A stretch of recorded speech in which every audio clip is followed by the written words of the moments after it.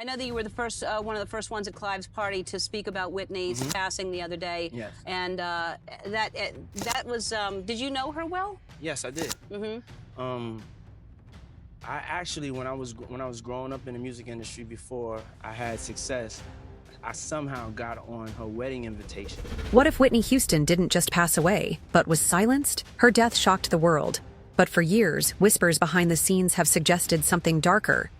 And one name keeps coming up again and again: Sean "Diddy" Combs. Why?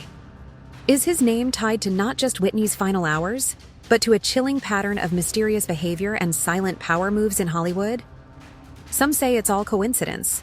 Others believe it runs much, much deeper. The night Whitney died, and the party that never stopped on February 11, 2012, Whitney Houston was found unresponsive in the bathtub of her Beverly Hilton hotel room. Just floors below, music industry elites were partying at Clive Davis's annual pre-Grammy bash. Her body was still upstairs. And yet, the music didn't stop. That alone left many people disturbed. Why would Davis keep the party going, knowing Whitney had died just moments earlier? And guess who was there? Diddy, calm, unbothered, almost practiced. That's when people started to wonder, what exactly did he know?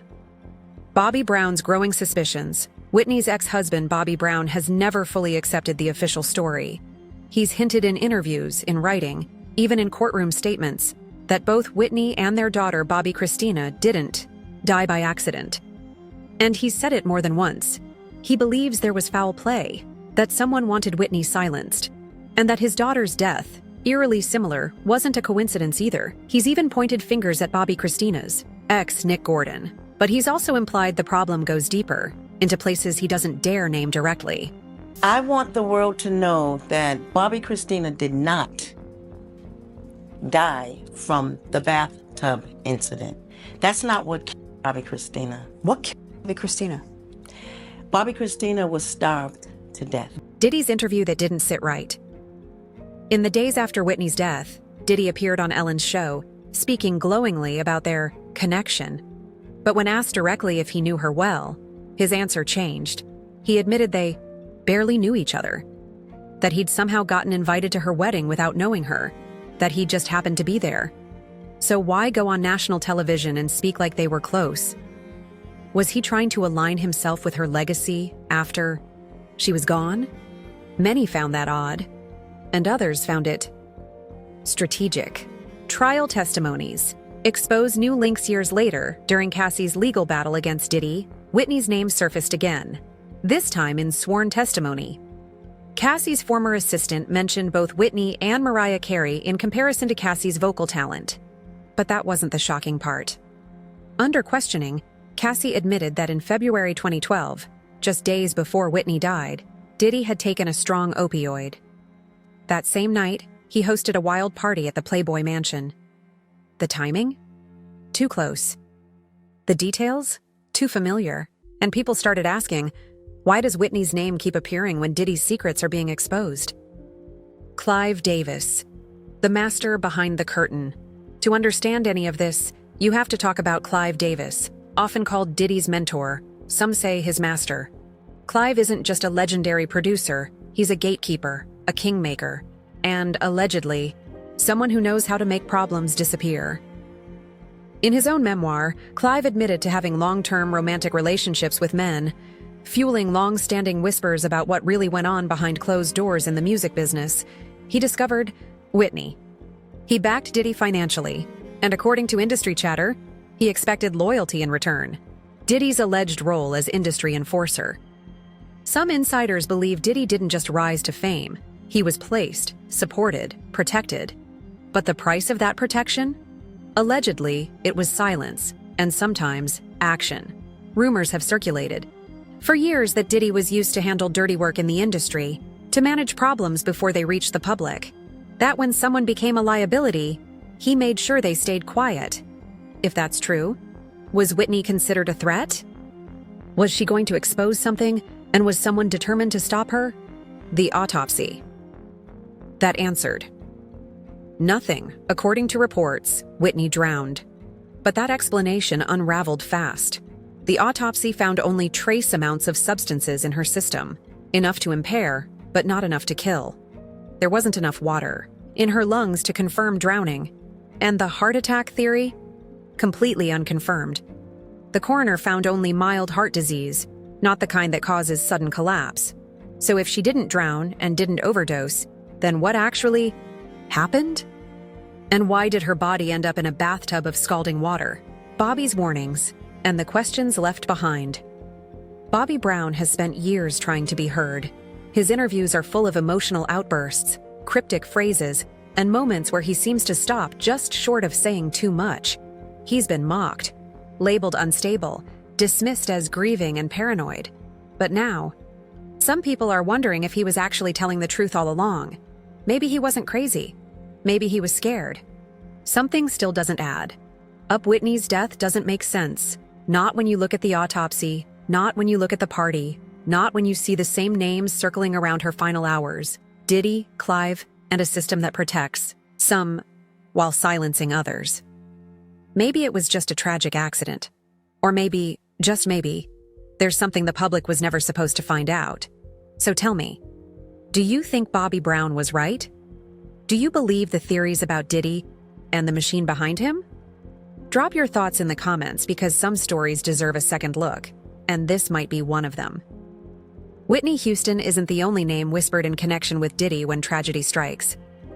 From the loss of Kim Porter, his longtime partner found lifeless under unclear circumstances, to Biggie Smalls, whose death remains one of hip-hop's most mysterious murders, there's a disturbing pattern.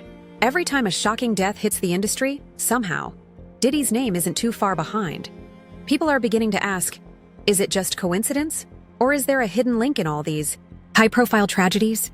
Industry whistleblowers speak up over the years. Former bodyguards, assistants, and insiders have come forward with chilling stories. From whispers of underground rooms at Hollywood parties, to claims of private meetings where deals are made that never reach the public, these accounts paint a disturbing picture of how the industry truly operates.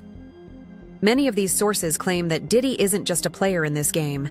He's one of the key enforcers. They say he's protected because he protects others in power. And if Whitney had been preparing to speak out, it wouldn't have ended well.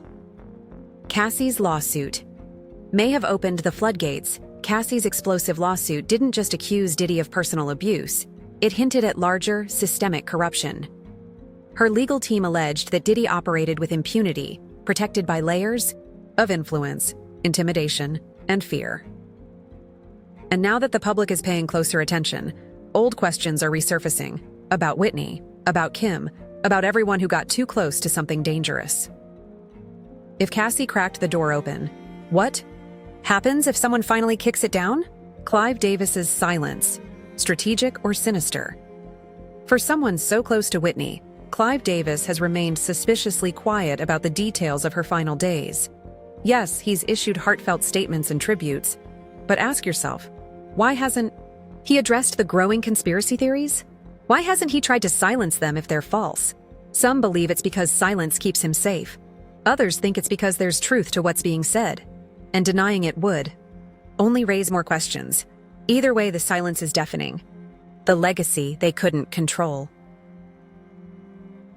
Whitney Houston's voice changed the music industry forever. But toward the end, her actions and her interviews showed signs of rebellion against the system, the people controlling her, and the image they forced her to maintain. What if she was planning to expose more?